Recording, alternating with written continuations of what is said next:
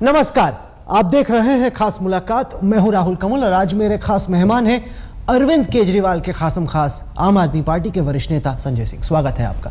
आज आपकी पार्टी ने सर एक स्टेटमेंट जारी किया है। स्टेटमेंट में आपने कहा है कि प्रशांत भूषण और योगेंद्र यादव ने चुनाव से पहले जीतों को कोशिश की कि आम आदमी पार्टी दिल्ली में चुनाव हार जाए। मेरी बातचीत हुई योगेंद्र यादव और प्रशांत भूषण दोनों से। वो कहते हैं कि ये आरोप झूठ है, आप उनके खिलाफ दुष्प्रचार कर रहे हैं। इतने संगीन आप आरोप लगा रहे हैं, सर सबूत का है? नहीं, पहली बात तो ये कि इसका पूरा घटनाक्रम समझना होगा। प्रशांत भूषण जी ने 12 कैंडिडेट्स की शिकायत की चुनाव के दौरान। उसकी इंटरनल लोकपाल से जांच हुई, 6 सदस्यीय कमेटी बनी थी। जांच होने के बाद 2 का कैंडिडेचर कैंसिल हुआ, 10 को उन्होंने 10 पर कहा कि वक्त का अभाव है, इसलिए मैं इनकी पूरी जांच नहीं कर जाने दीजिए। मेरी बात तो पूरी बात कहिएगा यहाँ। हाँ, पूरी बात ही कहूंगा, आधी अधूरी बात बिल्कुल नहीं कहूंगा। मैं ये कह रहा हूं कि उस कमेटी ने एक निर्णय दिया, 2 लोगों का कैंडिडेचर कैंसिल किया, उसको कैंसिल किया गया। वक्त की कमी थी तो वो रोक भी लगा सकते थे, वो अधिकार था एडमिरल साहब को। वो तो उन पे तो कोई पाबंदी, कोई रोक किसी की थी नहीं। दूसरी बात यह है कि उस फैसले के बाद भी वो सारे कैंडिडेट्स के ऊपर जो आरोप थे वो मीडिया को लीक कर दिए गए। कहां से लीक किए गए उसकी जानकारी नहीं। प्रशांत भूषण जी ने एक नहीं कई लोगों से इस बात को कहा कि आम आदमी पार्टी दिल्ली में चुनाव हार जाए तो ठीक है। और ये अंजलि दमानिया से उन्होंने कहा, आशीष खेतान से उन्होंने कहा। रिकॉर्डिंग है इनके पास? नहीं, मुझे लगता है कि रिकॉर्डिंग नहीं। प्रशांत भूषण जी खुद भी इस मामले में झूठ नहीं बोलेंगे। अगर आप उनसे भी पूछेंगे तो वो यही बात बताएंगे जो उन्होंने कही है। और बहुत सारे वॉलंटियर्स को उन्होंने कहा कि मैं चुनाव प्रचार नहीं कर रहा हूं, खुद भी, जो कि आप लोग जानते हैं कि उन्होंने चुनाव प्रचार में हिस्सा नहीं लिया। 1-2 जगहों पे गए और फिर उन्होंने कहा कि आप लोग भी चुनाव प्रचार में मत आओ, डोनेशन के लिए रोका। जो आपने सीरियस आरोप लगाए हैं। फिर ये सीरियस आरोप इसलिए लगाया राहुल जी, और आरोप नहीं, ये तथ्य है, प्रमाण है। 15 नेशनल एग्जीक्यूटिव के मेंबर, मैं आपको बता सकता हूं, उनके नाम गिना सकता हूं, 3 दिनों तक लगातार प्रशांत जी के साथ, योगेंद्र भाई के साथ चर्चा करते रहे, उनको समझाते रहे कि आप मीडिया में मत जाइए, क्योंकि वो बार बार कहते थे मैं मीडिया में चला जाऊंगा, मैं एक्सपोज कर दूंगा। शायद आहत थे जिस तरह के कैंडिडेट आप यहां वहां से लेके आए, अलग पार्टियों से लेके आए। आम आदमी पार्टी ने बात कही कि हम सिद्धांत की राजनीति करेंगे, हम जोड़तोड़ की राजनीति नहीं करेंगे। फिर आप बसपा से लाए, आप सपा से लाए, आप कांग्रेस से लाए, आप बीजेपी। ये तो आप सब कैंडिडेट लेके, मैं आपको नाम गिनाऊं, 15 कैंडिडेट के नाम मैं पिछले विधानसभा के यहीं बैठे बैठे गिना सकता हूं, जिस कमेटी के सिलेक्शन में प्रशांत भूषण जी, योगेंद्र यादव जी खुद शामिल थे पिछली विधानसभा के चुनाव में दिल्ली में। उसमें भी कांग्रेस बीजेपी के लोगों को टिकट दिया। आप कह रहे हैं कि इस दफा क्योंकि वो कैंडिडेट सिलेक्शन में शामिल नहीं थे, इसलिए वो कह रहे हैं। देशराज राघव ने पीएससी को अप्रूवल देना था, उस प्रक्रिया में वो थे, लेकिन जो पिछले 8-9 महीने की तलखी थी, जिस प्रकार के घटनाक्रम हुए, उसके कारण ये सब कुछ परिणाम हुआ। और मैं दूसरी बात आपको कह रहा हूं कि पिछली विधानसभा के चुनाव में भी कांग्रेस से, बीजेपी से, अलग अलग पार्टियों से लोग आए थे, उनको टिकट दिया गया था और तब कभी कोई आपत्ति नहीं हुई। आज आप कहते हैं कि नहीं साहब, दूसरी पार्टियों के लोग तो सारे बुरे थे। अगर आपके पास इन सब सबूतों के प्रमाण हैं तो आप इनको लोकपाल को क्यों नहीं भेज देते? आपका जो इंटरनल लोकपाल है, आप भेज दीजिए एडमिरल को, बोलिए कि ये हमारे चार्जेस हैं प्रशांत भूषण पर, योगेंद्र यादव पर, आप इसकी जांच। मैं यही तो बात कह रहा था। आप मीडिया में क्यों लड़ रहे हैं? अब ये बात आप उल्टे कह रहे हैं। हाँ। मीडिया में हम लड़ने की बात कहीं नहीं कहते, मीडिया में हम कभी बात करने की बात नहीं कहते। हम तो बार बार ये कहते हैं कि पार्टी के अंदर बात हो, स्टेटमेंट तो आप ही लोगों ने जारी किया ना। तो सुन तो आज जो स्टेटमेंट आया है उसमें गोपाल राय, मनीष सिसोदिया, संजय सिंह, एकदम बोल रहा हूं, पंकज गुप्ता, आप ही का स्टेटमेंट क्यों जारी किया? क्यों जारी हुआ ये तो सुनिए आप। 4 मार्च की बैठक के बाद पूरी राष्ट्रीय कार्यकारिणी ने सर्वसम्मति से तय किया कि मीडिया में हम कहीं कोई बात नहीं करेंगे। उसके बाद लगातार आपके चैनल पे भी योगेंद्र भाई, प्रशांत जी दूसरे टीवी चैनल्स पे इंटरव्यू देते हैं, तमाम बातें कहते हैं। मैंने आपसे सवाल पूछा कि जो तमाम आरोप हैं, आप कन्विंस्ड हैं कि आरोप सही हैं, आप इनको लोकपाल को भेज दीजिए ना, जांच हो जाए। नहीं, मैं ये कह रहा हूं कि एक बात को आप बार बार दोहराएंगे। चिट्ठी आपने लिखी, लोकसभा चुनाव के बाद 7 पेज की चिट्ठी लिखी, अभी आपने एडमिरल साहब की चिट्ठी आई, वो भी लीक हो जाती है। प्रशांत भूषण जी की चिट्ठी आई, मेरे सवाल का जवाब नहीं हुआ। आप हर चीज की जांच करने का अधिकार लोकपाल को है, इससे इनकार नहीं है। लोकपाल को क्यों नहीं भेजते हैं? लेकिन जो ये कार्रवाइयां हुई हैं, इसकी जांच अगर जरूरत पड़ेगी लोकपाल के सामने जाएगी। अब तक आपने घोषणा क्यों नहीं की? लोकपाल का अपना एक दायरा है, लोकपाल किन चीजों की जांच करता है उसका एक सिस्टम है पार्टी के नहीं तो ये लोकपाल के दायरे में आता है कि नहीं आम आदमी पार्टी में? बिल्कुल आता है। तो आप भेजते क्यों नहीं है? मैं बिल्कुल भेजा जाएगा। नहीं, अब तक क्यों नहीं भेजा गया? पार्टी बड़े के संगीन आरोप है। पार्टी के अंदर इसके बारे में चर्चा होगी। पार्टी के लोगों को कोई बात कहने का अधिकार नहीं है। जब वो सारे आरोपों को लोकपाल को क्यों नहीं भेजते? अगर वो मानते हैं कि सब कुछ गलत है तो लोकपाल के पास उनको जाना चाहिए। कहीं ना कहीं लोगों के बीच धारणा संजय जी ये बन रही है कि आम आदमी पार्टी मन बना चुकी है कि योगेंद्र यादव को और प्रशांत भूषण को 28 तारीख को जब नेशनल काउंसिल की मुलाकात होगी तब उन्हें पार्टी से हमें निकालना है।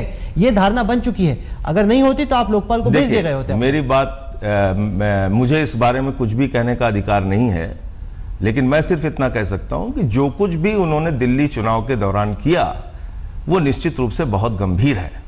और इस मायने में गंभीर है कि जब पूरे देश का कार्यकर्ता इस काम में लगा था कि आम आदमी पार्टी कैसे चुनाव जीते, जब पूरा देश ये चाहता था कि भाजपा का रथ कैसे दिल्ली में रुके, तब उस समय प्रशांत भूषण जी, शांति भूषण जी ये चाहते थे कि आम आदमी पार्टी कैसे हार जाए। वो तो इनकार कर रहे हैं ना इस आरोप से। तो एक तरफ आपका आरोप है, दूसरी तरफ उनका आरोप है। शांति भूषण जी के बयान तो आप लोगों ने खुद अपने टीवी चैनल पे चलाए हैं, जिसमें उन्होंने खुद कहा कि अरविंद केजरीवाल तीसरे नंबर के नेता हैं, जिसमें उन्होंने कई बार कहा कि अरविंद केजरीवाल को संयोजक पद से हटा के उनके अंदर लीडरशिप की क्वालिटी नहीं है, उनके अंदर क्षमता नहीं है, योगेंद्र यादव को संयोजक बना दिया जाए। इस वक्त आप बैठे हैं, कल भगवंत मान इसी कुर्सी पे बैठे थे, उन्होंने कहा था कि बेहतर स्थिति में यही होगा कि प्रशांत भूषण और योगेंद्र यादव दोनों को पार्टी से निकाल दिया जाए। संजय सिंह, क्या आपकी भी मेरी राय यह है कि इस मामले में कोई भी निर्णय लेने का अधिकार किसी एक व्यक्ति को नहीं है। पार्टी तय करेगी, पार्टी उस पर निर्णय लेगी किसको रहना है। उससे पहले आप लोकपाल क्या जाएंगे कि नहीं जाएंगे? सवाल यह है कि हर बात को लोकपाल को जांच करने का अधिकार है। मैंने फिर कहा, फिर दोहरा रहा हूं, खुद फैसला कर सकते हैं लोकपाल की। मैं बात सुनिए, क्या खुद लोकपाल ये फैसला कर सकते हैं कि मैं इसकी जांच करूंगा, या आप लोग कहेंगे, रेफर करेंगे तभी वो करेंगे? उनके पास कोई ना कोई अपील करता है, कोई ना कोई अपील करता है, कोई ना कोई जाता है, तब वो जांच करते हैं। जैसे 12 कैंडिडेट्स के लिए किसने शिकायत की? प्रशांत भूषण जी ने की, योगेंद्र यादव जी ने की। यही तो लोकतंत्र है इस पार्टी में। नहीं, क्योंकि कि पार्टी के 2 वरिष्ठ नेता 12 कैंडिडेट्स की शिकायत करते हैं, उसकी जांच लोकपाल करते हैं और लोकपाल जांच करके 2 लोगों का कैंडिडेचर कैंसिल करते हैं। ये लोकतंत्र किसी पार्टी में देखने को मिलेगा? नहीं, तो उसका एक कदम अगला ये होगा कि इन आरोपों की भी जांच हो जाए लोकपाल से। इन आरोपों की एक नहीं कई प्रमाण है, मैंने आपको बताया। तो जांच कराइए ना सर। किस बात की जांच करेंगे आप बताइए। नहीं, पर किसी केस में कोई चार्ज है। आपने हमसे पीएसी की मीटिंग में ये कहा कि हम इस पार्टी को बर्बाद कर देंगे, खत्म कर देंगे, डिसबैंड द पार्टी। कितने लोग उसके गवाह हैं? सारे पीएसी के मेंबर हैं, सबको बुला के पूछ लीजिए, कौन बताएगा? खुद प्रशांत जी भी बता देंगे इस बात को।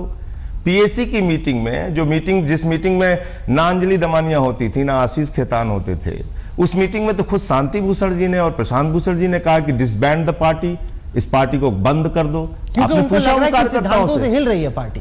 अब जिन सिद्धांतों के साथ पार्टी खड़ी हुई थी, अब देश के सिद्धांतों से भटक चुके हैं। आप एक तरफ देश के लाखों कार्यकर्ताओं की बात करते हैं, फिर आप अपनी बात करते हैं। ये तो दोनों चीजें नहीं चल सकती ना। अरविंद केजरीवाल, क्या इस देश के लोगों को भी ये लगता है कि हम सिद्धांतों से भटक चुके हैं? प्रशांत भूषण ने हमें कहा कि मैं किसी भी चीज पर कॉम्प्रोमाइज करने को तैयार नहीं हूं। अरविंद को लगता है कि राजनीति में थोड़ा बहुत जैसे तो कॉम्प्रोमाइज करना। एक पॉइंट जैसे आपने कहा कि दूसरे पार्टी के लोगों को आपने टिकट दे दिया, तो प्रशांत भूषण जी से भी आपको पूछना चाहिए था कि आपने पिछली बार दूसरे पार्टी के लोगों को टिकट कैसे दे दिया था। ये सवाल तो आपको करना चाहिए। ये बताएं सर कि आपकी अरविंद केजरीवाल से बातचीत हुई बेंगलुरु में? हाँ, बिल्कुल हुई। कैसी उनकी तबीयत अब ठीक है। तो ये जो पूरा घटनाक्रम हो रहा है, इस पर उनकी क्या राय? नहीं, दुखी हैं, और दुखी तब भी थे जब 9 महीने का ये घटनाक्रम है, कोई आज का नहीं है। लोकसभा चुनाव जब हम लोग हारे थे राहुल जी, 400 जगहों पे हमारी जमानतें जब्त हुई थी। भाजपा के लोग हमको जमानत जब्त पार्टी कहते थे, कार्यकर्ता निराश था, हम सारे लोग परेशान थे। और तब योगेंद्र भाई की सबसे ज्यादा जरूरत थी इस पार्टी को। उस समय उन्होंने पीएसी से इस्तीफा दे दिया, 7 पेज की चिट्ठी लिखी, उसके जवाब में मनीष का जवाब आया। तो जो कुछ भी घटित हुआ, उन सारी चीजों से उस समय भी अरविंद दुखी हुए थे। और मैं 2005 से अरविंद केजरीवाल के साथ हूं, जब से सूचना के अधिकार का आंदोलन चल रहा है।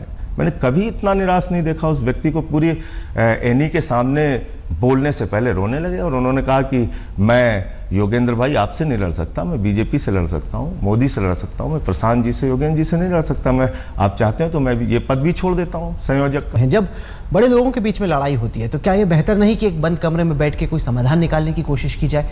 जिस दिन ये नेशनल एग्जीक्यूटिव की मुलाकात हुई उस दिन अरविंद केजरीवाल दिल्ली में थे। वो चाहते तो इस मुलाकात में आ सकते थे, लेकिन वो आए नहीं। ऐसा लगता है कि वो चाहते हैं कि उनके हाथ मैले ना हो, लेकिन उनकी शह पे सारी चीजें हो जाए। देखिए राहुल जी, मैंने आपको पहले भी कहा और फिर दोहरा रहा हूं कि ये एक दिन की घटना नहीं है। नहीं, पर हटाने का फैसला तो एक ही दिन लिया गया ना। ये एक लंबा सिलसिला है और ये दावे के साथ मैं आपसे कह रहा हूं, एक नहीं कई बार चीजों को सुलझाने की, बचाने की, बेहतर करने की पूरी कोशिश की गई, ईमानदारी के साथ कोशिश की गई। लोग आपस में बैठे भी, और यही कारण था कि अब तक जो बातें बाहर नहीं आई वो इसी वजह से नहीं आई कि हम लोगों ने लंबा प्रयास किया इस परिवार को बचाने के लिए। वो हमारे महत्वपूर्ण सदस्य थे, उन्होंने शुरू से लेके इस पार्टी के लिए, जब से वो आए थे, उनका एक महत्व था। पार्टी के लोग उनमें बड़ी उम्मीद और आशा से देखते थे, लेकिन जिस तरह से उन्होंने दिल्ली के चुनाव में किया, इससे तो बहुत ही पीड़ा हुई। क्या आपको लगता है कि चीजें अब एक ऐसे मुकाम पर पहुंच गई हैं जहां आमने सामने बैठने से, चर्चा करने से कोई समाधान नहीं निकल सकता? मैं ऐसा बिल्कुल नहीं कह रहा हूं। आपने अभी कहा कि ये सब कोशिशें हो गई, अब नहीं। मैं आपसे ये कह रहा हूं कि तमाम कोशिशें हुई हैं, ये आपकी जानकारी में होना चाहिए। आप ये मत समझिए होंगी कि नहीं। बिल्कुल होंगी। क्या एक बार फिर से प्रशांत भूषण और योगेंद्र यादव को मनाने की अरविंद केजरीवाल कोशिश करेंगे, नहीं करेंगे? देखिए, दोनों तरफ के मुद्दे हैं। मुद्दे ये भी हैं कि जो बातें कही गई और जो बातें की गई दिल्ली चुनाव के दौरान, उस पर उनकी क्या प्रतिक्रिया है, क्या उनका सोचना है, वो क्या मानते हैं उन बातों को। और ये भी है कि हमारी तरफ से जो चर्चा होगी उसमें क्या समाधान निकलता है। तो रास्ता बिल्कुल हम लोग बातचीत का रखेंगे, और ऐसा नहीं है कि सब कुछ खत्म हो गया। तो हो रही बातचीत आपकी। पिछली दफा प्रशांत भूषण या योगेंद्र से कब बातचीत हुई थी? अभी हमारी 4 मार्च की बातचीत हुई, उसके बाद मैं होली में घर चला गया। कोई ऐसा थोड़ी है कि उनसे बात करने में कोई प्रतिबंध या रोक लगी। क्योंकि उन्होंने कहा कि पूरा कम्युनिकेशन ब्रेकडाउन हो गया अरविंद केजरीवाल के साथ और कई दिनों से उनकी चर्चा नहीं हुई। इसके लिए अकेले अरविंद केजरीवाल दोषी हैं, ऐसा नहीं मानता मैं।